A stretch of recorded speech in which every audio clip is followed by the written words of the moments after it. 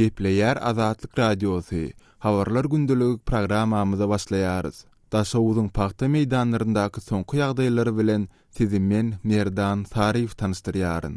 Türkmenistanyň Daşowuz welaýatynda soňky günlerde mektep okuwçylary paxta ýygymyna çekilýärler.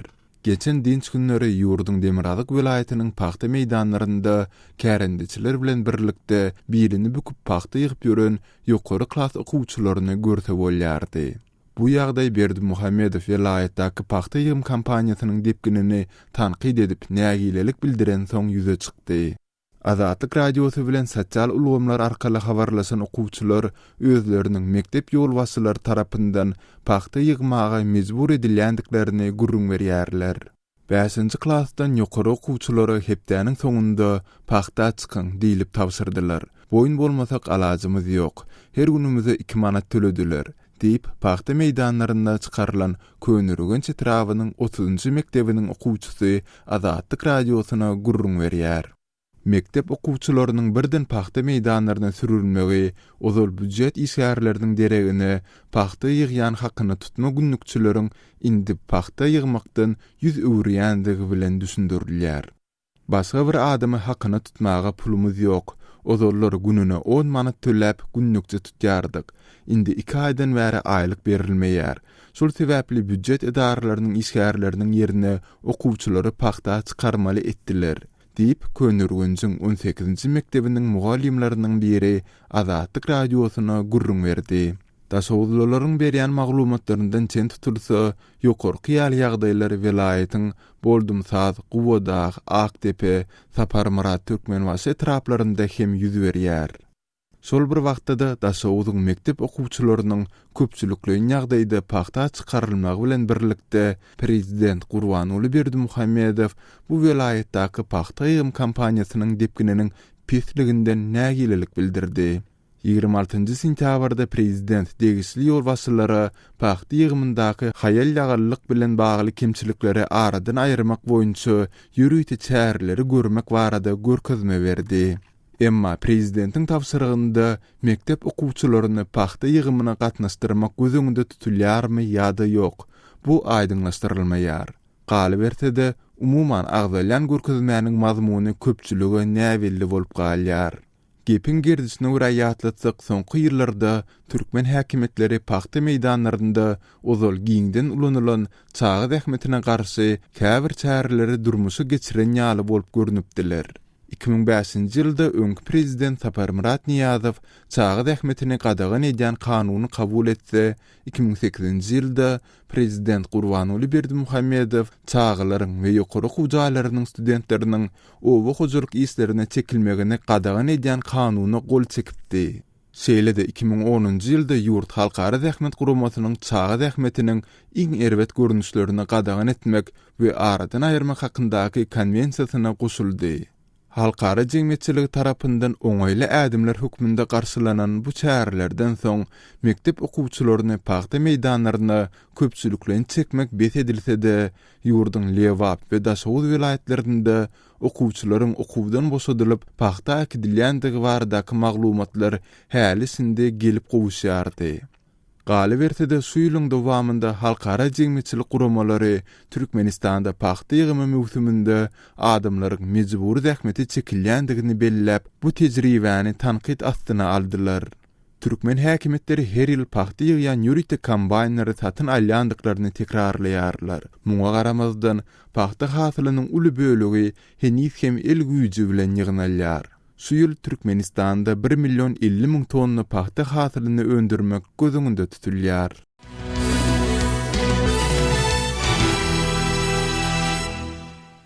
Gepleyer Azatlyk Radiosu. Habarlar gündeligimizi men Gözel Hudaýberdiýewa dowam etdirýärin. Türkmenistanda adamlaryň köpçülikliň işden çykarylmagynyň dowam etdirilýänligi barada dürli çeşmelerden maglumatlar gowuşýar. Soňky maglumatlarda Türkmenistanyň Demir ýol transport ministrliginiň ähli bölümlerinde işgärleriň sanynyň azaldylýanlygy aýdylýar. Türkmen inisiatywasy toporunyň 26-njy sentýabrda çap eden maglumatynda bu pudaga degişli döwlet edaralaryny işgärleriň sanyny çäklendirmek işiniň sentýabryň ortalaryndan başlanyp şu ýylyň aýagyna çenli işgärleriň 30% çemesini Türkiýeniň şol sanda regional depolaryň tehnik işgärleriniň we ýolagçy otlularda prowadnikleriň işden boşadylmagynyň planlaşdyrylýanlygy habar berilýär. Maglumatda aýdylyşyna görä hususanda şu gün Aşgabatyň ýük ýolagçy wagonlar deposunda inžener we tehnik işgärlerden 15 adam işden boşadylypdyr. Üstesine Türkmenistanyň demir ýol pudagynyň işgärleriniň Türkmenistanyň beýleki döwlet edaralarynda bolşy ýaly eýem 3 ay bäri zähmet haklarynyň berilmeýänligi maglumatda bellenýär. Türkmenistanyň demir ýol pudagynda işgärleriň işden boşadylmagy we olaryň aýlyklarynyň gijikdirilmegine degişli ýagdaý barada pudak edaralaryndan resmi maglumat alyp bolmady. Emma şeýle ýagdaý Türkmenistanyň beýleki pudaklarynyň ençemesinde ýylyň 2-nji çäreginden bäri dowam edip gelýär. Şu ýyl aýlyklaryň gijikdirilmegi bilen bagly ýagdaýa başda ýurdun Nebitgaz pudagynyň işgärleri duçar bolupdy. Ýani esasan Lewap we Daşoğuz vilayatlarynda bilim hem saglygy saklaýyş pudagynyň işgärleri aýlyklary gijikdirilip başlanypdy. Şu gün Balkan vilayatynda bilim saglygy saklaýyş pudaklarynyň we önümçilik edaralarynyň işgärlerine zähmet haklary adyndan 2 ay gijikdirilip berilýär. Balkana siýahat edýän ýazyjy Manmurat Bogaýew vilayatda aýlyklaryň diňe yerli häkimlikler ýaly vilayat statusyna eýe bolan döwlet edaralarynda wagtynda berilýänligini Azatlyk radiosyna gurrun berdi. Onuň sözlerine görä üstesine regionda işgär sanynyň çäklendirilmegi dowam etdirilýär. Meselem Nebitgaz pudagyna degişli bir näçe döwlet karhanasy tutuşlugyna ýapylyp adamlar işsiz galan bolsa, beýleki pudaklarda işgärleriň sany azaldylýar ýa-da iş sagady çäklendirilýär. İşgärleriň sany azaldylmadyk bir näçe karhanada iş wagty ýarym stavka geçirildi. İş wagtyny 4 ýa-da 6 sagada geçirenler hem bar. Käbir ýerde tutuş bir aýyň dowamında işgärleriň biri işe çyksa, indiki aýda başgasy çykýar. Şeýdip öz arasynda ulalaşyp, gezekleşip işleýärler, diýip Manmurat Bogaýew aýtdy. Türkmenistanyň döwlet edaralarynda işgärleriň zähmet haklarynyň gijikdirilmeginiň we işgär sanynyň azaldylmagynyň sebäpleri resmi taýdan düşündirilmeýär. Käbir edara resmileriniň işgärlere dil üstü bilen beren düşündürüşlerinde bu ýagdaýyň ýurdun banklarynda nakt puluň ýoklugy bilen baglydygy aýdylýar. Türkmenistanda aýlyklaryň gijikdirilmegi we iş sagadynyň işgärleriň sanynyň azaldylmagy adamlaryň banklardan alan kreditleri boýunça hasaplaşma hukygyny hem zeper ýetirdi. Manmurat Bogaýew adamlaryň krediti boýunça töleglerini wagtynda üzüşmedik ýagdaýynda dürli kynçylyklara uçraýanlygyny gurrun berdi. Türkmenistanda iň arzan 16% bankyň ören peýda serýärler. Alan kreditin üstüne onun şu peniyede mi niye sonundan ayın şu suda çellem erkeğler de 3 aydan rahattan geçti. Eğer o kreditler olsun zalog koyan rahatları var da kapsalından son bir neme var. Bir adamın dua geçmeliler. Eğer şu üzmüş bilmese meni görünüp şertnama bol çökkeye de şu bank bilen şertnama. Türkmenistan barada maglumat çap edýän Alternativ Täzelikler agentligi Balkan vilayatynda Nebitgaz pudagyna degişli döwlet karhanalarynyň ýüzlerçe işgäriniň gozgulmaýan emlek avtolog satyn almak ýa-da toý etmek üçin banklardan alan krediti boýunça bergili bolup galýanlygyny habar berýär. Maglumatda döwlet karhanalarynyň öz işgärleriniň krediti üçin aýlyklaryndan banklara geçirmeli pullarynyň geçirmänligi habar berilýär. Bu ençimi işgäriň onuň sebäbini hususan da aýlyklaryň gijikdirilmeginde görýändigi aýdylýar. Türkmen ykdysadyýetçisi Türkmenistanyň Merkezi Bankynyň öňki başlygy Hudaýberdi Orazowyň pikirine görä, döwlet edaralarynyň öz işgärleri bilen hasaplaşmagynda dören şu günki ýagdaý Türkmen hökümetiniň ýylatyň sosial üçinçiligini däl, gymmatbaha proýektleri özüniň ileri tutýan uğry hasaplaýanlygyny ýene görkezýär. Egerde şu büdjet edaralary ýa hökümet guramalary şu neft gaz budakdaky şoňar edaralar aýlyk arzy bilmese de 2 aýlap 3 aýlap o şu wagtda maýdaly 2 milliard 3 milliardlap şu mysal aeroport gurulsa da ne dogry ýöredilen ykdysat siýasat sebäpli Bunu şoňaly ýagdaý Türkmenistanda şu. Halkyň öňünde hiç bir jogapkarçylyk ýok. Biraz aýlyk tölenýän ýok. Ikinji tarapdan bolsa her gün o milliardy falan gurduk, 2 milliardy falan gurduk diýip. Şu ýagdaýda şu ýurtda pul ýok diýip bolýarmy? Döwlet edaralarynda aýlyklaryň gijikdirilmegi, iş orunlarynyň çäklendirilmegi we netijede raýatlaryň banklardan alan kreditler üçin hasaplaşmagy ukypsızlygy bilen bagly soňky aýlarda ýüze çykan problemalaryň esasan şäher ýaşaýjylaryna we büdjetden aýlyk alýan türkmenistanlylara täsir ýetirenligi aýdylýar. Sebäbi owa ýaşaýjylaryň onsuzam diňe öz ýetişdiren hasylyna garaşlydygy, ýerli ýylatyň bolsa uly böleginiň işsizligi bellenýär. Türkmenistanda döwlet budagynda işleýän raýatlaryň sanyny, ýurt boýunça işsizleriň umumy sanyny we hatda ýurduň ýylatynyň sanyny görkezýän resmi maglumatlar ençemel bäri çap edilmeýär.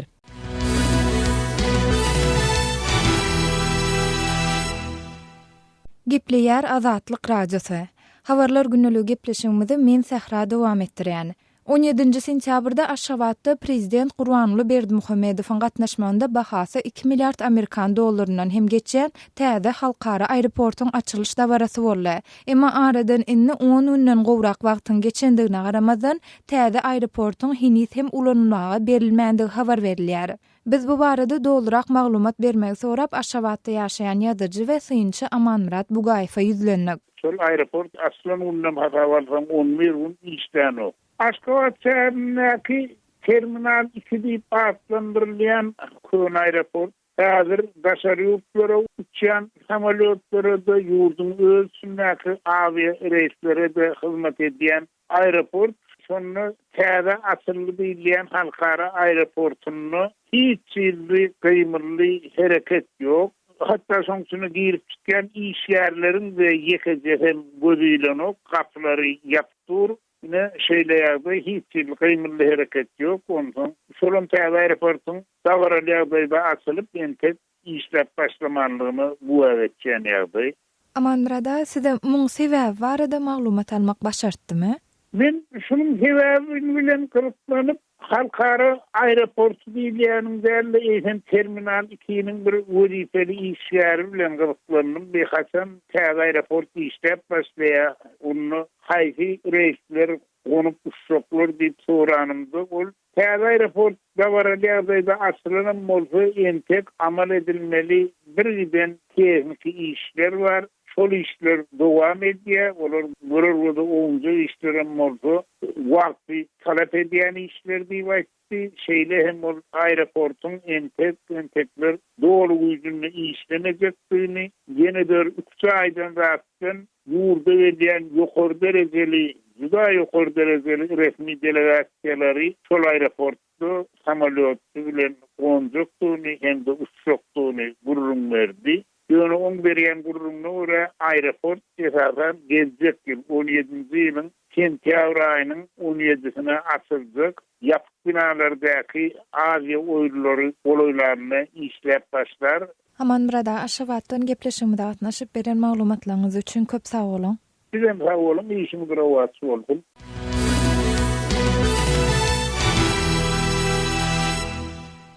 Habarlar günneligi gepleşigimizi dowam etdirýär. 14 sentýabrda Aşgabatda geçirilen ýaşullar maslahatynda ýylata muht berilýän gazy, suw we elektrik togyny tölegli etmek teklip edildi. Prezident Gurbanuly Berdimuhammedow hem ýurduň degişli resmilerini bu mesele garamagy tapşyrdy. Eýse bu barada ýylat näme pikirde? Türkmenistan habarçymyz Sultan Açylwa bu sora bilen gyzyklanyp käbir türkmenistanlara ýüzlendi. Ol birinji söhbetdeşligi Daşawut vilayatynyň Türkmenbaşy etrafyndan pensioner Enet Bahargul daýda bilen geçirdi. Ýakynda 14 sentýabrda Aşgabatda geçen ýaşullar maslahatynda maslahata gatnaşan ýaşullardan beri çykyş edip, ýylatyň hal ýagdaýynyň gowdugyny aýdyp, döwlet tarapyndan ýylata muht berilýän gazyň elektrik togynyň tuğun tölege geçirilmegi barada döwlet başçylaryna ýüzlendi. Şoňa ýylat nähile baha berdi? Halka kıyım bolar, näme bolar, pul tölemeli bolarlar, zade içýän suwumyzdan pully bolarsyň. Mana bir öýde işleýän bar, işlemeýän bar. Mana bir öýde 3 çağa okuwa gitýär, ýa 2 çağa okuwa gitýär. Ana şolara kıyım bolýar. Olary okutjak bolsak, ýa näme etjek bolsa, işlemeýän hiç bolmanda bir maşgalada bir adam işlesende unça kıyın bolmazmy ki pikir etýär men. İşlese bolsa endi azıcık ýeňirek bolar, işlemese kıyın bolar. Kıyınçylyk bolýar şolara. Egerde şu halkyň sosial ýagdaýlary pes bolsa, halkyň günüzarany pes bolsa, şu ýygnakda ýaşylar şo näme üçin teklip etdiler? Döwlet ýol başçysyna şuny tölege geçirmek barada teklip girdiler. Şu arada siziň pikiriňiz? Endi o barada fikrime näme diýýärden endi. Ýaşullar şonu aýtmaýar-da. Prezident sorasa hem zat güllälik güllük diýerler. Halkyň nämesin aýtmaýarlar ýagdaýyna. Halkyň pestigini olsa aýdan. Bir zat almaly bolsa, elinde bar ýok bolsa, ýa bir tölek mi zat mı alyp gitýärsen, gitmeýär gaýty, aýlyk çyksyň. Bir öýde işleýän bar, işlemeýän bar, kim işleýär, kim işlemeýär, hiç kim soranam ýok. Ýaşullar endi şu özü mes üçin gerekli zat aýtmaýarlar da şolar. Şu ýaşullaryň özleri pully bolmaly da şonuň üçin pulsuz bilen işimin işi ýok. Gaz muhtiýarlar. Gaz amany pajardan geldim, palan ýerden geldim diýip, munça töle diýip 20 manat, 15 manat alyp gitýärler. Öňe muhtal täzirem tölegin töläp alyp oturlar, kemakaldan gelýärler, gitýärler. Men palan ýerden geldim, pulun töle diýip gelip diýerler, kemakal uruş edip, kemakal doğruluk bilen almasa giden ýoklar şolar, alyp gitýär pullary. Mana öten elden näme kurda? Üçüge kurdaly hizmet hakkını alıp gitti, o turva zatlar çattı-da kurdurmalarım vurdurmana üçüge gerek däl diýip. Bizlerinki olsa kurup gitti. Kemakal pajardan geldim, öýerden geldim diýip 10 manat, 15 manat, 20 manat alyp gitýärler şonu. Indi bolsa habarçymyzyň Lewap welaýatynyň pensioner Halybaý we Gülsün bilen geçiren söhbetdeşligini dinläliň. Gaz, tok, su tölege geçse halkyň ýagdaýy yaramaz bolýar, töläp bilmezler diýip pikir etdim. Tölenmejek hojalyklar känmi? Töläp bilmejek hojalyklar hem kän. Onuň sebäbi başgalada işleýän adam ýok, olara girdici ýok. Aýrytynym ýaşlarymyz. Gazyň bahasy göterildi, ozal göterildi. Endi ona mäzir özüňe berilen normaňy, ziýatyny ýaksaň töleýän, lekin ol normaňy aýyrsa halk üçin kyn bolýar tölemek. Ilatyň şoňa tölemäge ýagdaý ýok, adamlar hojalyklar barmy ilat içinde? Ilat içindeken gazyň pulunu töläp bilmejekler. Maslahatda şu zatlar ortağa koyulsa ýaşulymyz oňat bolar diýen. Bizden giden ýaşullar ol meseleleri ortağa koyup aýtmaýarlar. Hemmesi çağalarymyz, hem adamlarymyz hem gülala güllük diýip aýtýarlar. Näşe oba ýerlerinde gaz bisarpa tutulýar diýilýärdi. Näşe tölege gazyň belli mukdardan artygy tölege geçeli bäri şu bisarpalyk aýryldymy aradan? Şol gazyň üçüçü koýulandan soň her kimiň özüne ýakmaly normasy bar, şondan ziýat ýaksalar tölegi bar-da häzir oňa biderek bisarpa goýarlar ýok, gazlary wagty-wagtynda ýerleşdirip öçürýärler, öçürmeli ýerinde ozal kisany biderek ýanyp ýatan ok.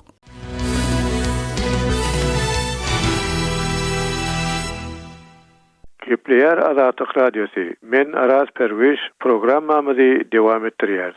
Birleşen Ştatlarda prezidentlige dalış etýän Hillary Clinton bilen Donald Trump ykdysadyýet we daşary siýasat boýunça başa-baş çekeleşige girdiler. 8-nji noýabra planlaşdyrylan saýlawdan bärde 3 gezek geçmeli jedelleşigiň birinjisinde bäsleşler biregi kemsetmekden, biregiň sözüni bölmekden hem saklanyp durmadylar. 26 sentýabrda Trump bilen Clinton telewiziýede 90 milyon çemesi adamyň tomoşa edendigi çaklanýan çekişme başlamazdan öň elleşip salamlaşdylar. Diskussiýanyň dewamynda Clinton öz bäsleşini Donald diýip adlandyrsa, Trump oňa sekretar Clinton diýip salgylandy. Ýöne sypaýçylyk bilen başlanan diskussiýa 68 ýaşly Clinton'yň Respublikan bäsleşiniň joşgunly gylyk häsiýetine, onuň anamdarlygyna hüjüm etmegi bilen aldym berdimli çekeleşige ýazdy. Clinton Trumpy prezidentlige saýlanmak üçin bolgusyz zatlary aýdýan hileger adam diýip suratlandyrdy. Ony Orsiýatyň prezidenti Vladimir Putin'i Amerikanyň garşysyna kiber hüjümlerini amala aşyrmaga ruhlandyrýanlykda aýplady. Ol 70 ýaşly gurply biznesmen bolan Trump'a sen öz dereden reallygyňda ýaşaýasyň diýdi. Trump hem Washington'daki siýasatçylara şüpheli garayan halka özüniň bu topara degişli däldigini güýçlenip, öz aýdyşyna görä Birleşen Ştatlaryň güýjüni kawşadan, ony ruhdan düşüren siýasatçylary maskaralady. Ol Clinton'i prezident Barack Obama'nyň ýol başçylygyna döwlet sekretary bolup işlän öňki Amerikan senatory diýip adlandyryp, tüý siýasatçy, diňe gep, iş ýok, qawy gürlemeni bilýär, ýöne işlänok dedi. Çekişmäniň esasy böleginde jedel ykdysadyýat we sewda siýasaty barada gitdi. Trump Clintony iş orunlarynyň daşary ýurtlara gitmegine sebäp bolan sewda alalyşyklaryny goldaýanlykda aýplady. Clinton hem Trumpy baýlary orta we aşağı gatlaryň hasabyna öňküden hem beter baýatjak salgys siýasatyny goldamakda aýplady. Milli howpsuzlyk we daşary siýasat babatda Clinton kiber howpsuzlygy barada berilen bir soraga jogap berip, Orsiýetiň Amerikanyň siýasy guramalaryna karşı kiber hüjümlerini amala aşyrandygy şüphesiz dedi. Trumpy Putin'i Amerikan nişanalaryna hüjüm etmäge açyk çağıranlykda aýplady. Bu Orsiýetiň goýrançylyk döredip maglumat toplamakda ileri tutýan metodlarynyň biri diýip Clinton aýtdy. Putin'i güýçli lider diýip atlandyran we özüniň Orsiýet bilen bolan gatnaşyklary gawulandyrjakdygyny aýdan Trump, Clinton'yň aýplamalaryna hüjümleriň aňysyna ýatanyň Orsiýet bolmagy mümkin, ýöne Xitay bolmagy da mümkin diýip jogap berdi. Kiber howpsuzlygy boýunça ekspertleriň şeýlem Birleşen Ştatlaryň resmiýetleriniň pikiriçe, Demokratik Partiýanyň resmiýetlerini aldyrangy ýagdaýa salan e-mailleri ýaýradan Orsiýet maksat saýlawa täsir etmek. NATO babatdaky diskussiýada Clinton Amerikanyň ýaranlaryny şol sanyna harby ýaranlygyň günnäger çetinne Orsiýet 2014-nji ýylda Ukrainanyň Krym ýarymadasyny aneksiýa edilbäri hawatirlenýän döwletler hem goldamagy wada etdi. Washingtonyň NATO ýaranlygyna bagly bolmagynyň akylly işdigini soragasyna alýan Trump bolsa, Birleşen Ştatlar bütün dünýäniň polisiýasy bolmaly däl diýdi.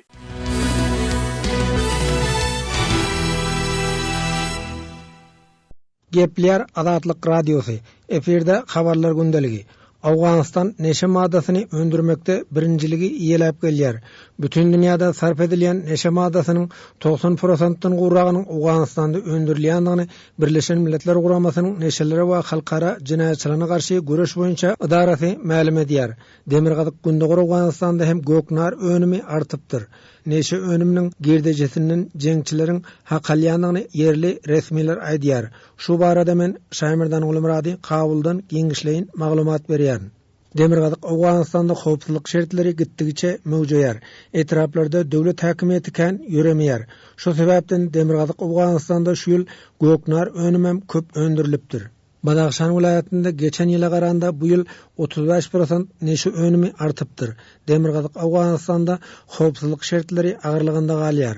Dartgyllyk dowam eden sebeplerde göknar önümi köpekildi.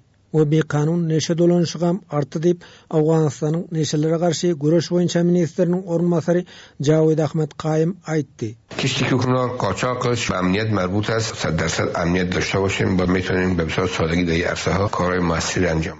Badaxşan vilayatında Triyekden gireyin öndüren 4 karxana weýran edildi.